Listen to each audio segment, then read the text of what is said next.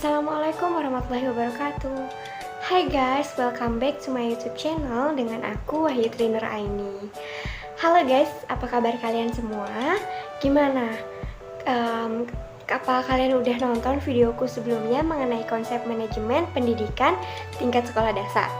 Nah, sekarang aku bakal bahas lanjutannya mengenai konsep manajemen pendidikan tingkat sekolah menengah. Sama seperti sebelumnya, video ini dibuat untuk pemenuhan tugas mata kuliah pengelolaan pendidikan dengan dosen pengampu Bapak Dr. Muhammad Kristiawan, MPD. Langsung aja kita akan membahas di sini 3 submateri pokok yang menjadi pokok bahasan dalam bab konsep manajemen pendidikan tingkat sekolah menengah. Yang pertama ada konsep manajemen mutu tingkat sekolah menengah. Yang kedua ada sasaran mutu pendidikan, dan yang ketiga ada karakteristik menjadikan sekolah bermutu. Gimana? Udah penasaran belum? Langsung aja kita mulai videonya. Nah teman-teman, di sini kan kita membahas mengenai mutu sekolah menengah. Kalian tahu nggak apa itu mutu? Iya, mutu dalam konteks pendidikan menurut Kementerian Pendidikan Nasional yaitu mencakup input, proses, dan outputnya. Sedangkan sekolah menengah itu apa? Hayo, kalian udah melewati kan apa itu sekolah menengah? Kalian tahu nggak apa itu sekolah menengah? Ya, jadi sekolah menengah menurut Undang-Undang Nomor 20 Tahun 2003 tentang Sisdiknas yang menyatakan bahwa sekolah menengah merupakan lanjutan pendidikan dasar. Jadi, apa itu manajemen mutu sekolah menengah? Ya, manajemen mutu sekolah menengah adalah upaya yang dilakukan dalam memperbaiki kualitas sebuah lembaga pendidikan tingkat menengah. Ada SMP atau sekolah menengah pertama, SMA, SMK, atau MA guna tercapainya tujuan pendidikan. Sekarang kita akan bahas sasaran mutu pendidikan. Di sini ada 3 aspek penting. Yang pertama ada input, ada proses, dan ada output.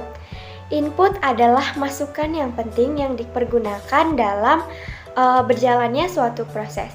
Yang pertama, dalam pendidikan ini kita memerlukan kepala sekolah, yang kedua guru, yang ketiga pegawai ahli, fasilitas, lingkungan yang kondusif, kurikulum, dana, siswa, dan juga dana pendukung lainnya. Sedangkan yang kedua itu adalah proses.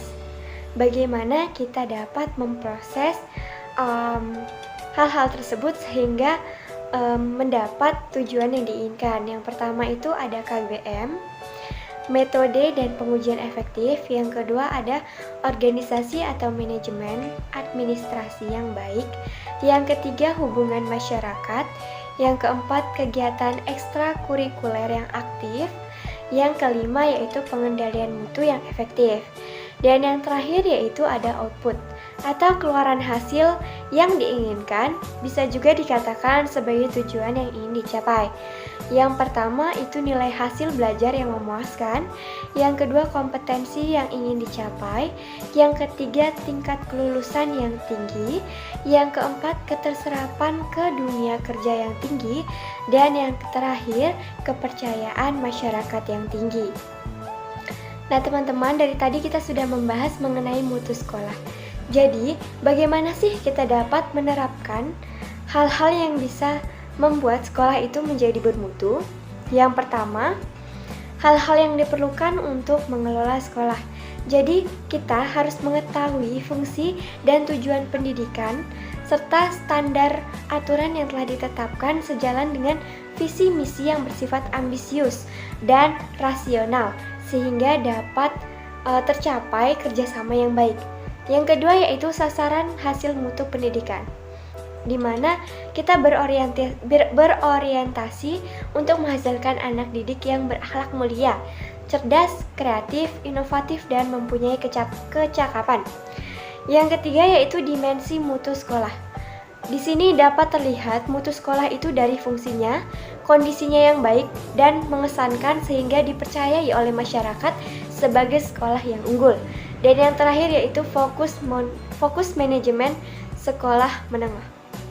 Ya, kita dapat melakukan pembaharuan untuk meningkatkan mutu pendidikan melalui implementasi abad 21, kemudian bisa ada adaptif, good governance, dan balance scorecard.